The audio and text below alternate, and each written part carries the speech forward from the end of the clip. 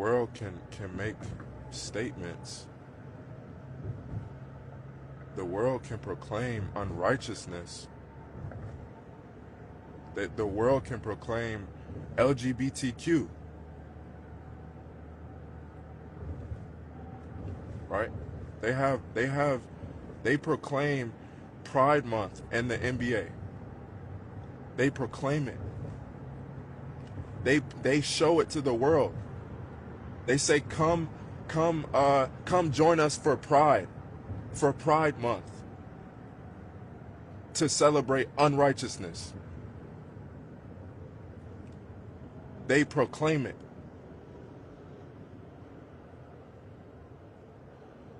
They proclaim it on the billboards. They proclaim it in the streets. Unrighteousness.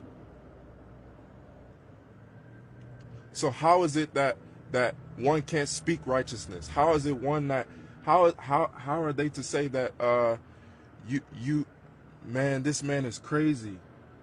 This man, to the Christian, you're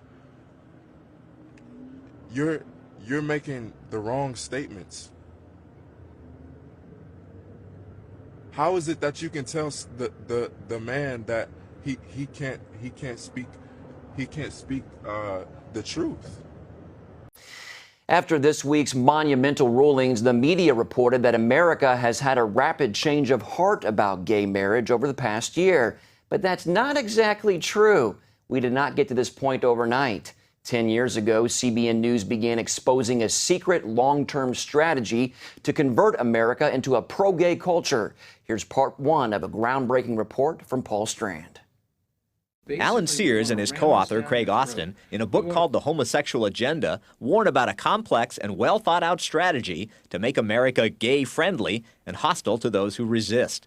These Christian authors quote extensively from After the Ball, a 1989 gay manifesto that laid out this agenda. Many gays deny such an agenda exists. There's no secret plan or even public plan at this point. But the authors themselves discuss in the book a 1988 summit of gay leaders in Warrenton, Virginia, to agree on the agenda. These authors are a reportedly brilliant researcher into the brain, Marshall Kirk, and a Harvard-trained expert in public persuasion tactics, Hunter Madsen. The two proposed using on Straight America tactics remarkably similar to the brainwashing methods of Mao Zedong's Communist Chinese, mixed with Madison Avenue's most persuasive selling techniques. The purpose of this brainwashing? Quote, using the very processes that made America hate us to turn their hatred into warm regard, whether they like it or not. First, the two proposed homosexuals and their liberal allies should desensitize heterosexuals by getting homosexuality talked about as much as possible in the straight world. Quote, the main thing is talk about gayness until the issue becomes thoroughly tiresome. You can forget about trying right up front to persuade folks that homosexuality is a good thing, but if you can get them to think it is just another thing, meriting no more than a shrug of the shoulders, then your battle for legal and social rights is virtually won. We're talking about a demand for a behavior that not only wants to not be condemned, but to have every affirmation from every possible point that it is correct, it's good, and it's approved. Now look at the media. There's a tidal wave of gays and gay themes. You're gay? I'm gay. He just doesn't seem gay. I didn't seem gay before I came out. Yeah, you did. Another point Kirk and Madsen push, portray gays as victims of circumstance and oppression, not as aggressive challengers. Gays must be portrayed as victims in need of protection, so that straights will be inclined by reflex to assume the role of protector. Suddenly those who choose homosexual behavior, sodomy, are victims. It's crazy. But have homosexuals won on getting themselves seen as a persecuted minority? Turning to the movies, the Bible is black and white. The wildly popular Saved portrays born-again Christians as cruel homophobes trying to reprogram poor, young, misunderstood gays in their midst. Trembling Before God is about how Orthodox and Hasidic homosexuals are persecuted and not accepted. The Conspiracy of Silence argues some gay priests are hounded to death because they can't act out their homosexuality. And the list of gay-centered, gay-sympathetic shows goes on and on. These days, some 30 regular homosexual characters are being beamed into your home by the major networks every week. As Kirk and Madsen put it, quote, the average American watches over 7 hours of TV daily. Those hours open up a gateway into the private world of straights through which a Trojan horse might be passed. Paul Strand, CBN News, Washington. This is the Gay Manifesto by Michael Swift, first published in Gay Community News, February 15th through the 21st in 1987. It is also reprinted in the Congressional Record. This is what it states. We shall sodomize your sons, emblems of your feeble masculinity, of your shallow dreams and vulgar lies. We shall seduce them in your schools, in your dormitories, in your gymnasiums, in your locker rooms, in your sports arenas, in your seminaries, in your youth groups, in your movie theater bathrooms, in your army bunkhouses, in your truck stops, in all your male clubs, in your House of Congress, whenever men are with men together. Your sons shall become our minions and do our biddings. They will be recast into our image. All laws banning homosexual activity will be revoked. Instead, legislation shall be passed which engenders love between men. All homosexuals stand together as brothers. We shall triumph only when we present a common face to the vicious heterosexual enemy. If you dare to cry faggot, it states, fairy, queer at us, we will stab you in your cowardly hearts and defile your dead, puny bodies. We will unmask the powerful homosexuals who masquerade as heterosexuals. You will be shocked and frightened when you find that your presidents and their sons, your industrialists, your senators, your mayors, your generals, your athletes, your film stars, your television personalities, your civic leaders, your priests, are not the safe, familiar heterosexual figures you assume them to be. We are everywhere. We have infiltrated your ranks. Be careful when you speak of homosexuals because we are always among you. We may be sitting across the desk from you. We may be sleeping in the same bed with you. All churches who condemn us will be closed. Our only gods are handsome young men. For us, too much is not enough. All males who insist on remaining stupidly heterosexual will be tried in homosexual courts of justice and will become invisible men. We shall rewrite history, history filled and debased with your heterosexual lies and distortions.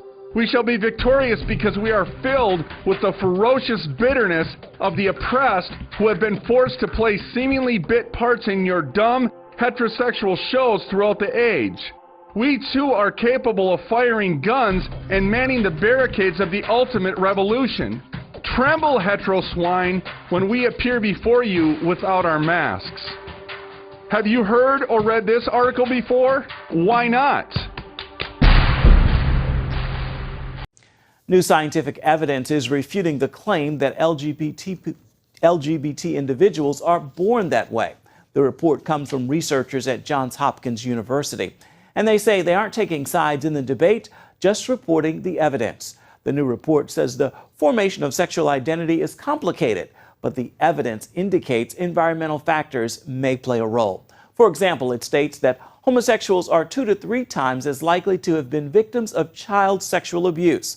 The report also concludes that up to 80% of teenage boys who report same-sex attraction no longer have those feelings as adults.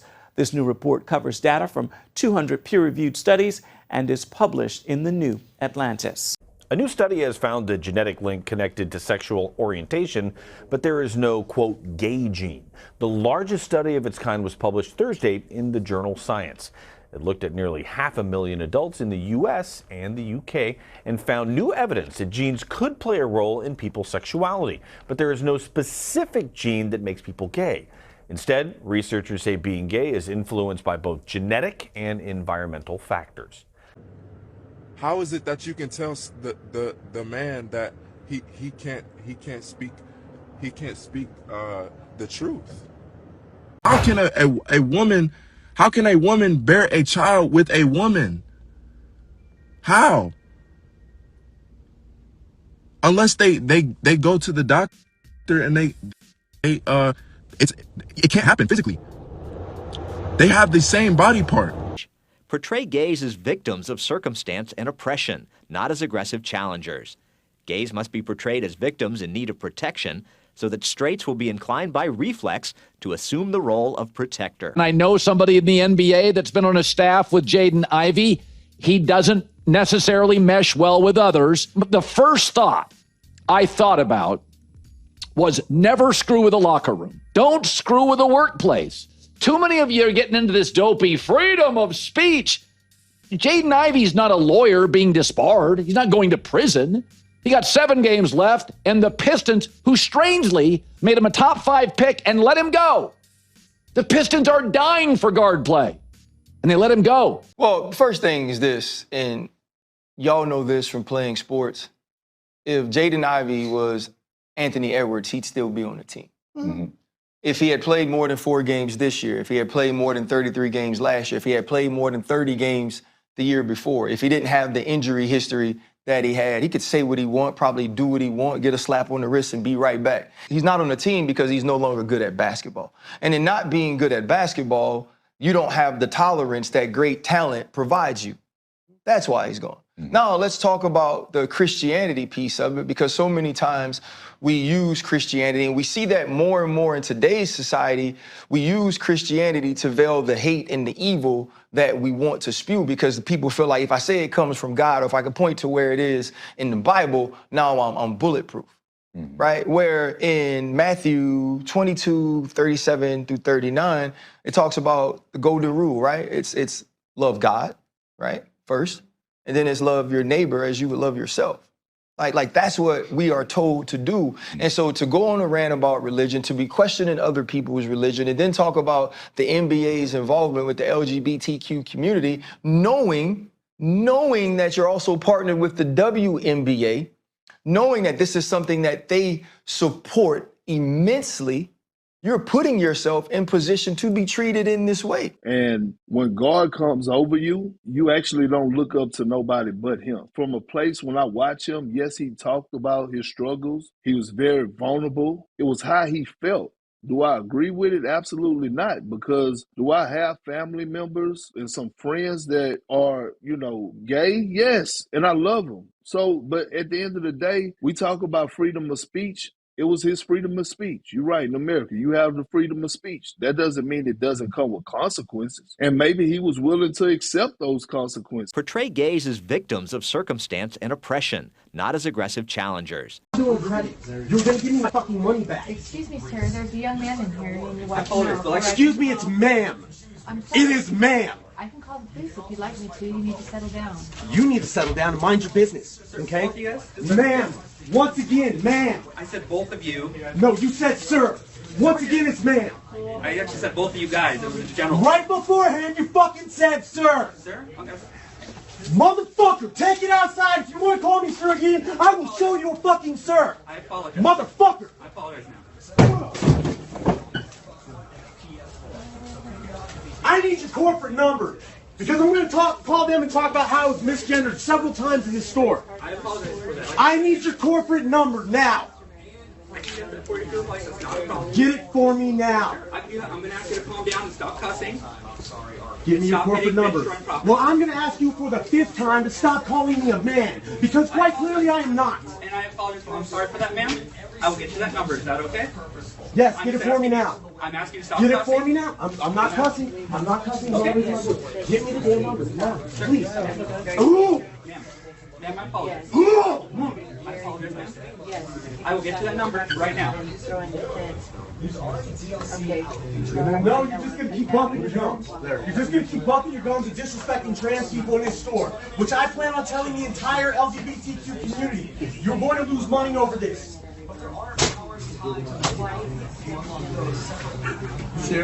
You're gonna put that up and you're gonna let everybody else see it? Well, everybody when loves you're confronted by a trans woman, you're gonna hide it? Everybody loves it. No, I don't think so. They take pictures of it. They post it. 9 out of 10 customers love it. Yeah, you know what? It's bullshit.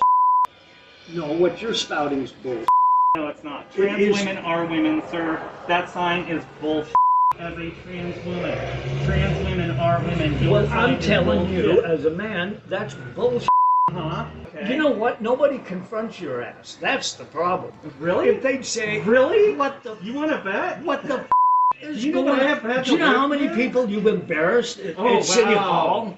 Me, an They embarrassment to City Hall? have Really? to tolerate You're an that embarrassment shit. to the city, sir. You are an embarrassment to this city. I am a pillar And I in make the sure city. that everybody knows. I'm a pillar in this. Now, Oh, you yeah. do that. Do you know why? Every time some bullshit like this happens, my sales go up because people are wanting this. Really? You are nuts. Let's wake you up You to the are truth, nuts. sir. You're not a woman. You don't look like a woman. You don't act like a woman. Really?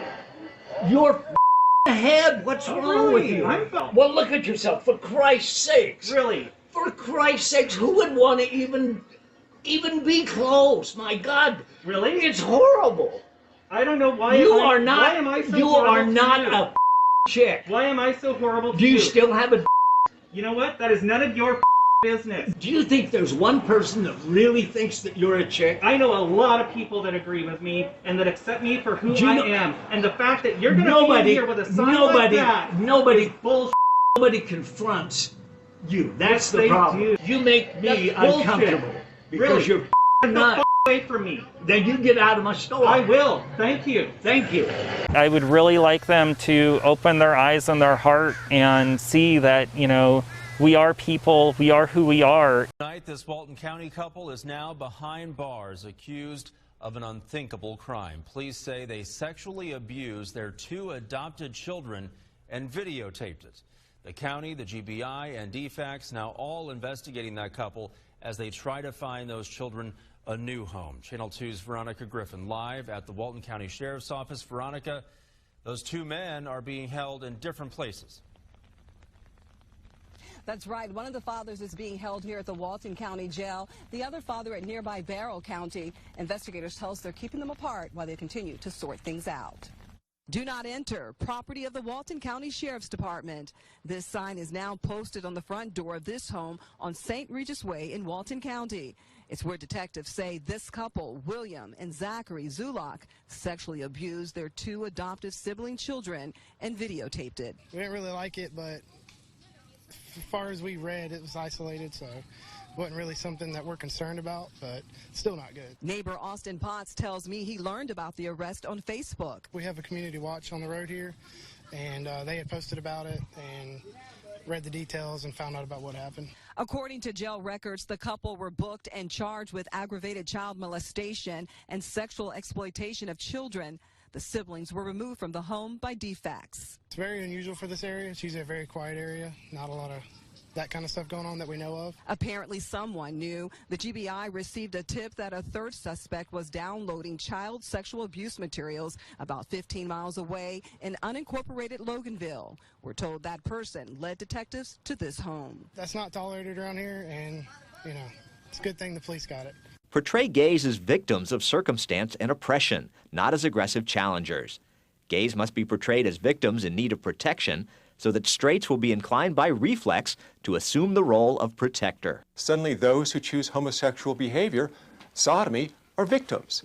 It's crazy. I could manifest anything I wanted, my relationship, my house, the money I wanted, all using blood spells. There's a demonic revelation, a counterfeit revelation of the blood in the New Age. But the main thing I would do is actually cover my whole body in my blood. My first official blood sacrifice to the devil was abortion. I would always get whatever I prayed for. I didn't necessarily come out, you know, I was almost there. My heaviest struggle was getting out of praying. This is why your testimony is so triggering to the community you came from, because I was trying to figure out who am I, why am I on this planet? We're getting to roots real quick. Right now, everybody's trying to define themselves. And I think the burden of this generation is... If you found the truth, you wouldn't still have this huge burning question mark in your soul. I lost my house, my relationships, my friends, all my money. I'm literally writing, I release my depression, and I'm giving it to the devil. And then guess what he did with it? We're exposing a deception. Witchcraft works and sin feels good. The devil will give you whatever you want, but of course you pay with your soul.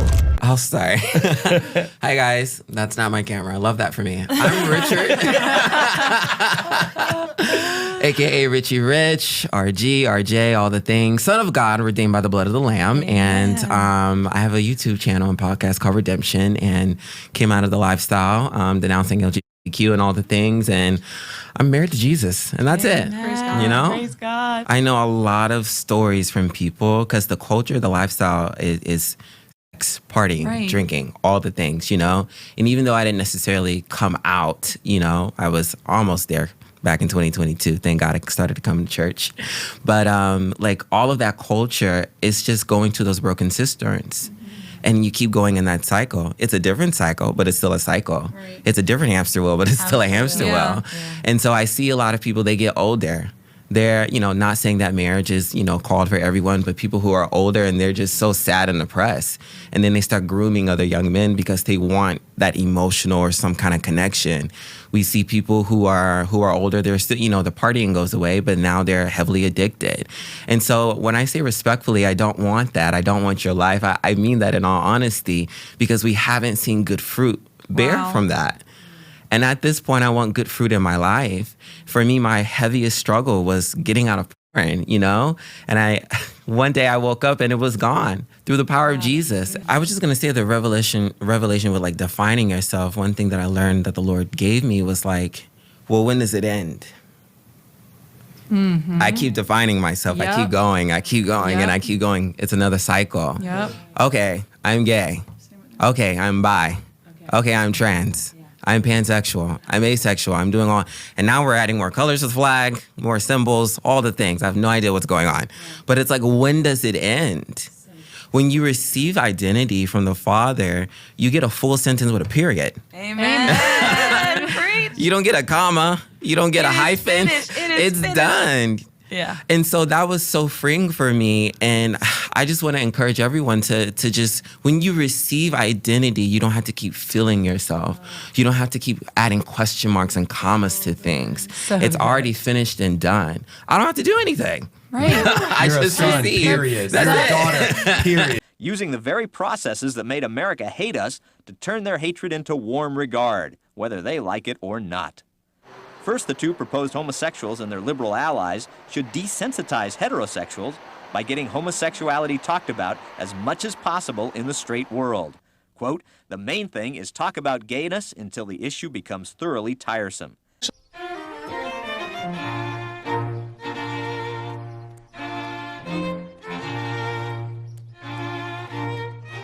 Well, it sure was nice of Mayor West to drop the kidnapping charges. It's amazing. All he asked for in return was the key to a Volkswagen Scirocco. You're welcome. Listen, Lois, I really appreciate you putting your discomfort aside so we could have the wedding here. Oh, please, I'm over all that now. Two men getting married doesn't bother me in the least. They deserve happiness. Everybody gay! We care for our teacher, and he deserves to be happy. To be with someone who is nice, kind, fun to be with. Someone who likes him just the way he is. For all these reasons, we object to this union. Ah, the Frenskys. Welcome! We're so glad you're here. Especially you. Nigel considers his students to be part of his family. I guess that makes us family, too. Ooh! Ah, the Lundgrens. Welcome. Doesn't the bride usually hide until the big moment? She probably doesn't trust anyone to do a good enough job.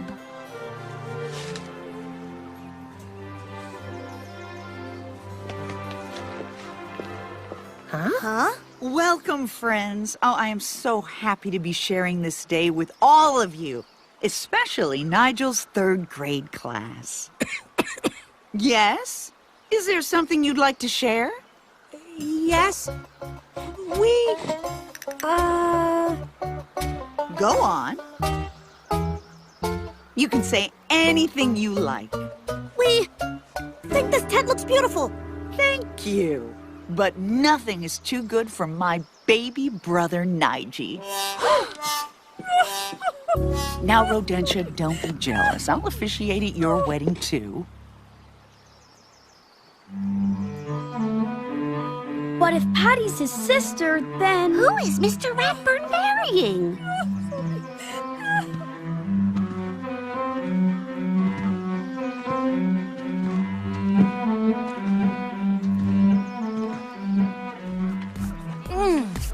This is the best cake I've ever had. I wonder how many times Patty sent it back. Who cares? It was worth it. Mr. Ratburn is married. I still can't believe it. Yep, it's a brand new world.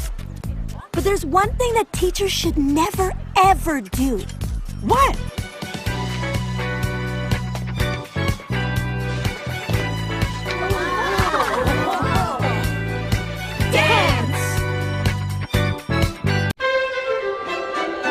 Oh, Homer, a guy as cool and special as you will have no trouble. Believe me.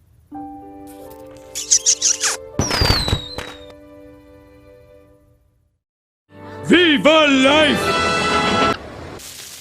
Homer, you're making us a little bit uncomfortable. Relax, big guy. He's just doing this for his art. Right, Homer? Oh, my eye! I'm not supposed to get pudding in it! Yellow. Yes? It's a date. Homer, where are you going? Work. It's 4 o'clock on a Saturday. I, have to count the atoms at the nuclear plant. Conservation of mass, it's the law.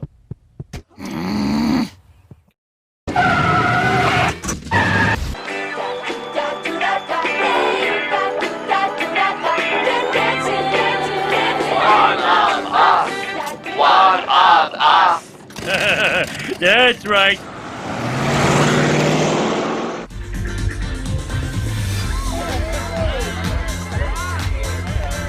Excuse me. Homer, what are you doing? 3 simple words. I am gay. Oh, what? No. No. What? Oh, no. Oh, there's so many men around the world of every shape and size. I want to nibble on Jamaican jerks and teriyaki thighs. I want a French kiss a Frenchman and spoon an English duke. 'Cause frankly, dear, to not be queer just makes me wanna puke.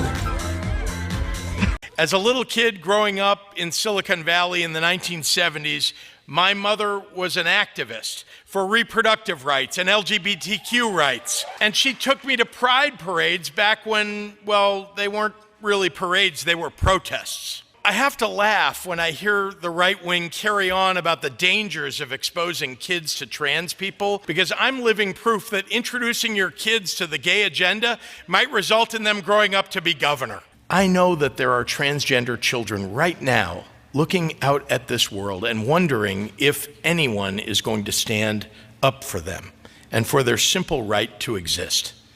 Well, I am. We are. We will.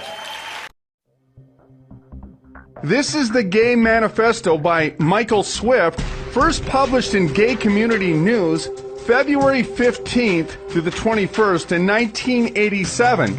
It is also reprinted in the Congressional Record. This is what it states. We shall sodomize your sons, emblems of your feeble masculinity, of your shallow dreams and vulgar lies.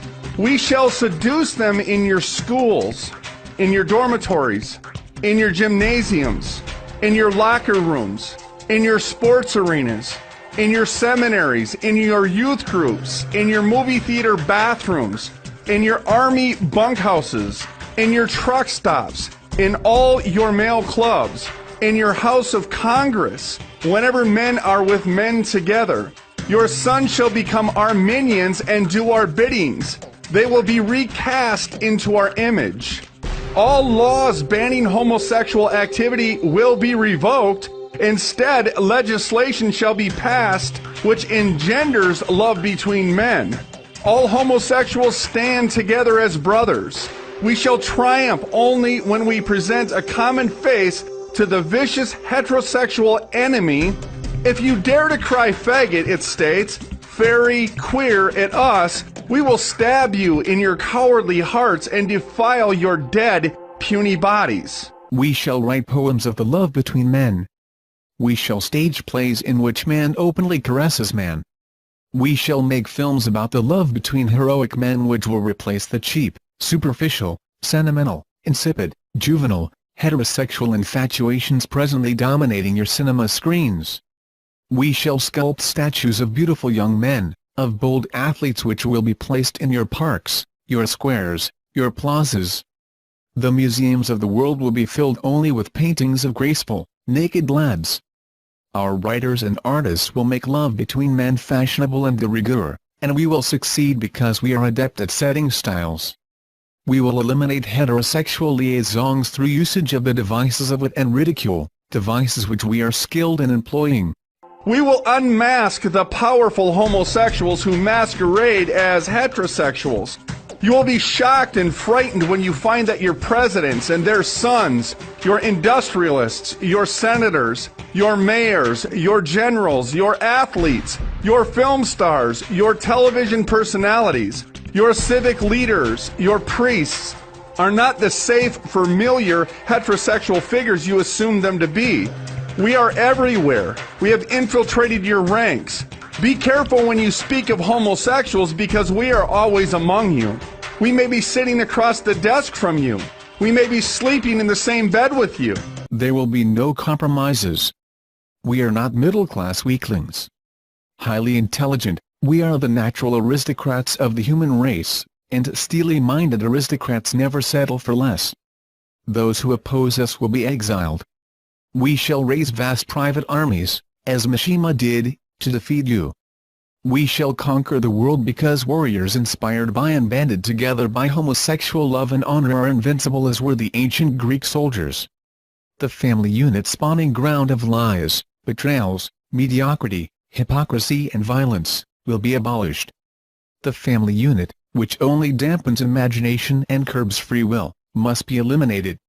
Perfect boys will be conceived and grown in the genetic laboratory. They will be bonded together in communal setting, under the control and instruction of homosexual savants. All churches who condemn us will be closed. Our only gods are handsome young men.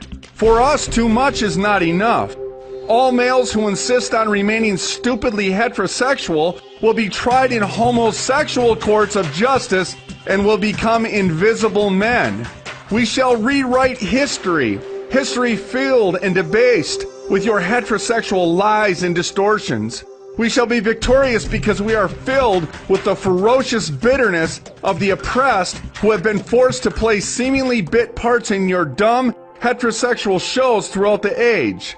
We too are capable of firing guns and manning the barricades of the ultimate revolution.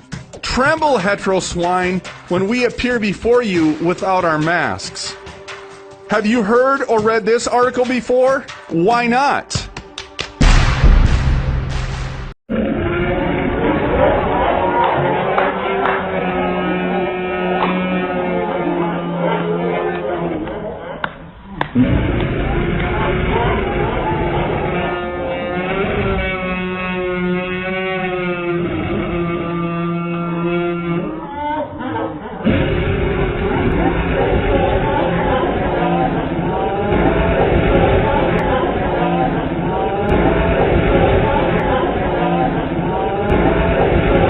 Did you know that some states require teaching that Francis Bacon and Emily Dickinson were gay? And now, New Jersey, Illinois, Colorado, California, Washington, and the District of Columbia have ordered that schools teach sexual orientation and gender in numerous classes. From the LGBTQ community is George Cornell. Raised by a Southern Baptist minister, Mr. Cornell spent 25 years immersed in the homosexual lifestyle. He is author of the new book, From Queer to Christ, My Journey into the Light. So, George, tell us, why is this onslaught from the LGBTQ community occurring in our culture at this time? It seems they've gone from fighting for societal tolerance to indoctrination, demanding that our culture embrace a minority lifestyle.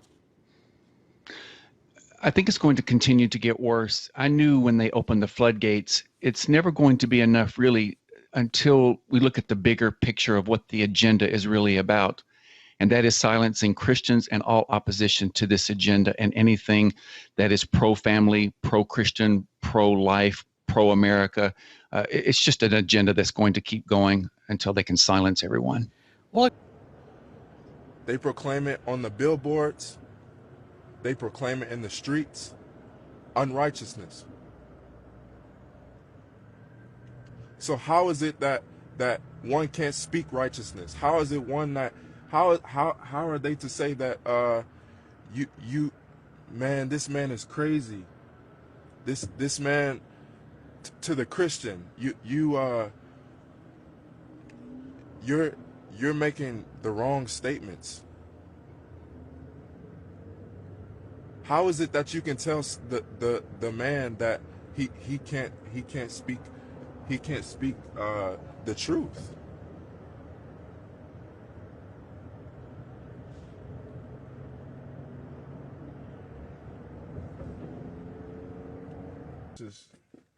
This is the life we live in, right?